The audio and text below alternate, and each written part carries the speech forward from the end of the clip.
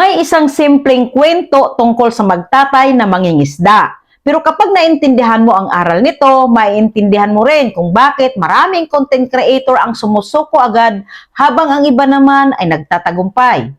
Isang araw may isang batang lalaki na sinama ng kanyang ama sa dagat para mangisda. Excited ang bata. Sabi niya sa kanyang ama, "Tatay, sigurado bang maraming isda tayong mahuhuli?"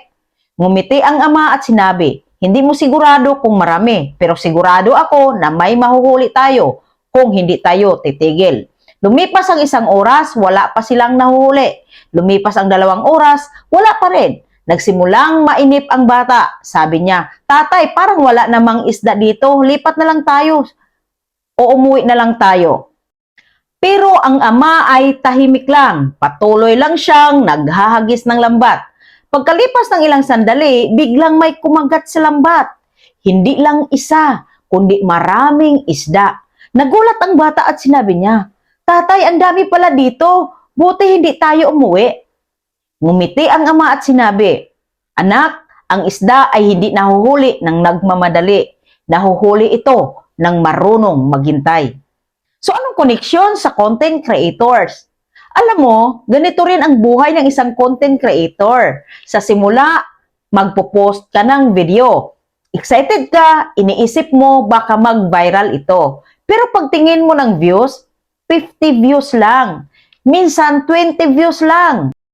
Parang katulad ka ng batang nasa bangka na iniisip na walang isda sa dagat.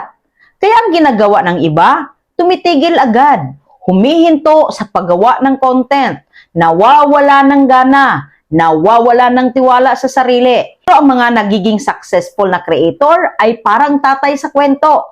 Patuloy lang sila, post lang ng post, gawa lang ng gawa. Kahit walang views, kahit walang likes, kahit parang walang nangyayari. Ang social media ay parang dagat. Hindi mo alam kung kailan kakagat ang malaking isda. Minsan ang video na hindi mo inaasahan, yun pa ang magiging viral. Minsan ang simpleng content mo, yun pa ang magbabago ng buhay ng isang tao. Pero mangyayari lang yan kung hindi ka titigil maghagis ng lambat.